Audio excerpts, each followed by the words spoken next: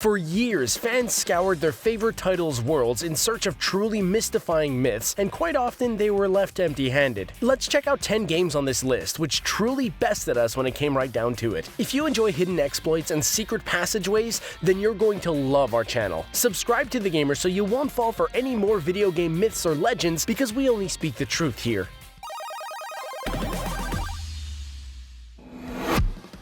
The Triforce Was Obtainable. This one was one of the greatest hoaxes in video game history. It was when Zelda fans were shocked because they thought that they would finally be able to get their clammy hands on the Triforce in Ocarina of Time. One gamer from Colombia led the rest of the world on a wild goose chase to obtain the legendary item in 1999. From 1998 to 2002, there was a website called HTLOZ, or Hyrule: The Land of Zelda. This was basically a play-by-play book of all things Zelda-related, and fans scrambled to this site for all kinds of information. The player posted her success story along with photographic evidence that she had indeed obtained the Triforce, and the internet basically exploded from the sheer awesomeness of her feat. The best part is, the player strung fans along for weeks with vague hints and crazy tasks in order to get the Triforce, but nothing seemed to work. In the end, she finally admitted it was all a ruse and the photos were faked. Her main goal was to be famous and to get fans to go to the ends of the earth for their fandom. We're really starting to wonder if this player wasn't actually Ganon all along. Who else could steal an entire fandom's dignity in one fell swoop? Collect all the stars for Luigi in Super Mario 64.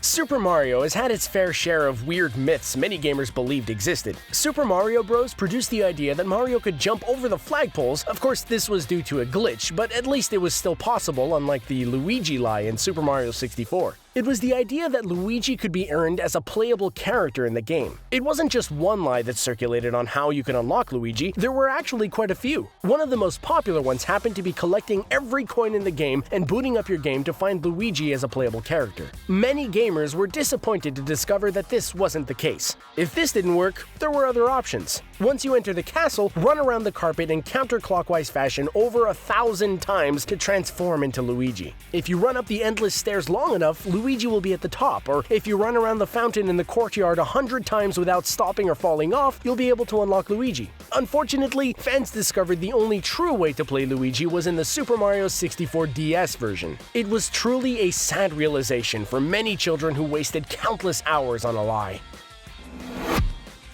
Duck Hunt dog could be killed.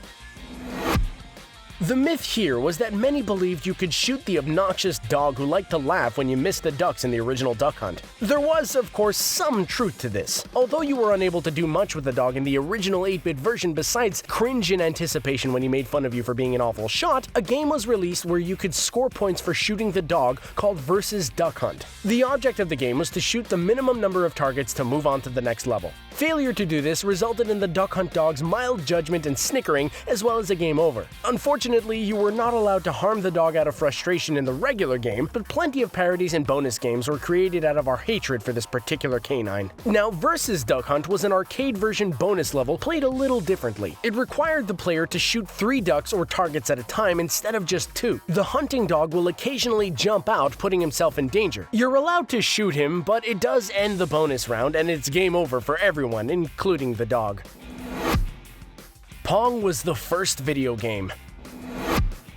This one's fun to tell your friends and family, especially if they were born before the concept of a video game. Pong was the only source of entertainment they may well have had, but it wasn't the first source. On November 29, 1972, history was made in the shape of an Atari. 2 computer programmers by the name of Ted Dabney and Nolan Bushnell created the masterpiece called Pong in Sunnyvale, California. A little-known fact was Pong had a few predecessors before its time. As much as we love to think the soothing back-and-forth simplistic pattern of this game was ahead of its time, and it very well was, the world's first arcade video game was actually called Computer Space. Computer Space was developed an entire year before the idea of Pong as a space combat arcade game in 1971. It was not only the first arcade video game, but also the first commercially available video game. The game featured a rocket controlled by the player. The rocket would have to shoot down flying saucers with its missiles. If you're a fan of the classic arcade game Asteroids, this game is going to look quite familiar. The goal was to score more hits than your enemy in a certain time period, and then you were awarded free gameplay as you progressed through the levels. The Madden Curse. As far as myths go, this is one of the creepiest to come out. The Electronic Arts team began featuring football players on the cover of their Madden NFL titles as early as 2000. Shortly after, they started to notice a bizarre trend. Every player who graced the cover of the game would end up injured the next season. EA wasn't picking the bottom of the barrel players because they had lax copyright agreements. These star players just began having poor performances. All we know is our favorite players were being cursed left and right, and there was only one company to blame because bad luck like this just doesn't happen on its own. The most likely reason for this curse was the athletes chosen for the cover were having great seasons prior, but everyone knows football is a pretty rough sport. Injuries happen in the NFL all the time, and sometimes strong athletes have weak seasons where nothing goes right. It's just a part of the game, and there's most likely no magical explanation otherwise. All we're sure of is fans everywhere were crossing their fingers and toes in hopes that their favorite player wouldn't be featured on the cover of NFL Madden that year.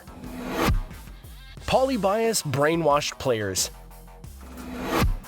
This is one of the greatest video game urban legends for an arcade machine ever created, and the best part is, people still believe the myth may actually hold some truth. If a Polybius machine is still hanging about in your local arcade, make sure no kids get a hold of quarters to play it. The legend starts off that the arcade game sprung up in a few suburbs outside of Portland, Oregon in 1981. The game was quickly popular and highly addictive. The lines would be out the door for kids to play it, and the machines were often visited by men in black who collected unknown data from the machines. Rumors grew, and players suffered from a series of unpleasant side effects such as amnesia, insomnia, night terrors, and hallucinations. Snopes debunked the existence of the game as being part of rumors in the 1980s that men in black would visit arcades and take down the names of high scorers. This led people to believe the government was adding subliminal messages as an experiment to new games, and they even created a game full of mind control patterns which turned out to be Polybius. Whether or not this machine actually existed makes us question our own technology paranoia and how far we'll go with urban legends. Ashbringer in World of Warcraft. The Ashbringer was discovered by some data miners who saw it had been labeled orange as an extraordinary weapon with amazing stats that far exceeded anything they'd seen before. This was a time when legendary drops were few and far between during raids. The search for the legendary Ashbringer began. Details of its existence emerged with each new patch that Blizzard released. For years, players theorized the weapon must be obtainable, but each time they attempted to do a quest with a hint of it as a reward, they were left empty-handed. It wasn't until the release of the Ashbringer comic that we finally got an answer to the legendary weapon. The Ashbringer was the sword of the former High Lord Mograine of the Scarlet Crusade. It was named that because the High Lord was able to smite the undead into nothing but a pile of ash. Mograine was betrayed and murdered by his son Renault with his own sword. He was resurrected as a Death Knight and still possesses the Ashbringer, which is transformed into the Corrupted Ashbringer. The Corrupted Ashbringer was an epic two-handed sword which could indeed be looted in Naxxramas prior to the 3.0.2 patch, so it wasn't a myth after all. It just took many years of complaining for players to get it in the game. 17th Colossus and Shadow of the Colossus.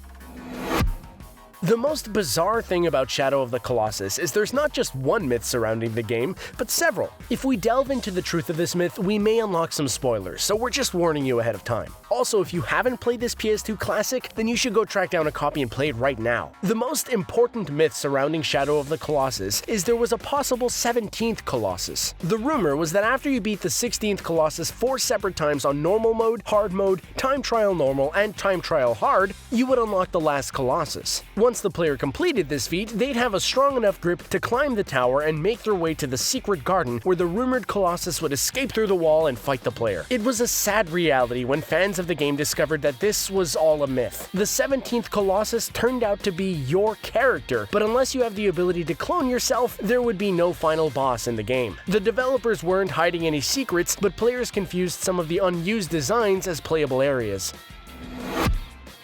Minecraft Zombie.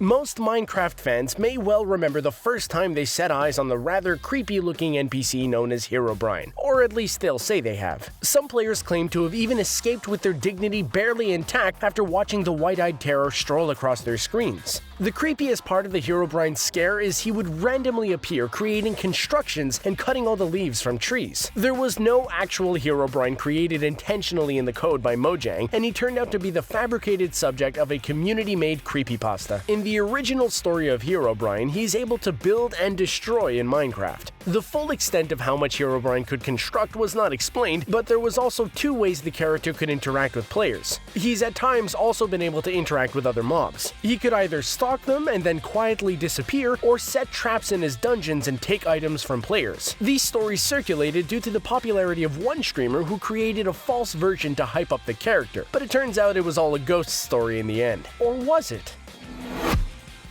Bigfoot in GTA San Andreas.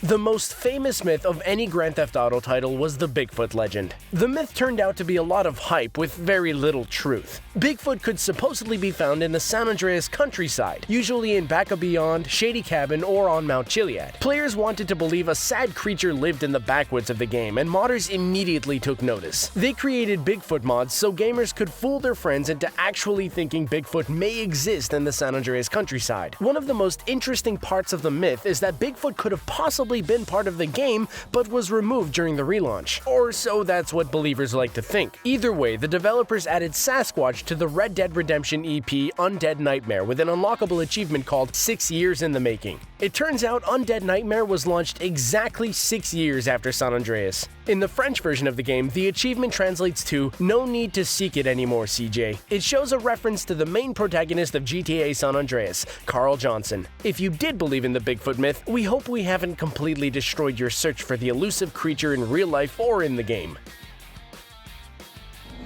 So, what game title pulled the wool right over your eyes? Are there any games that you feel truly deserved a spot on this list? Tell us about them in the comments below. Thanks for watching, and join us on our next quest for the truth by subscribing to our channel.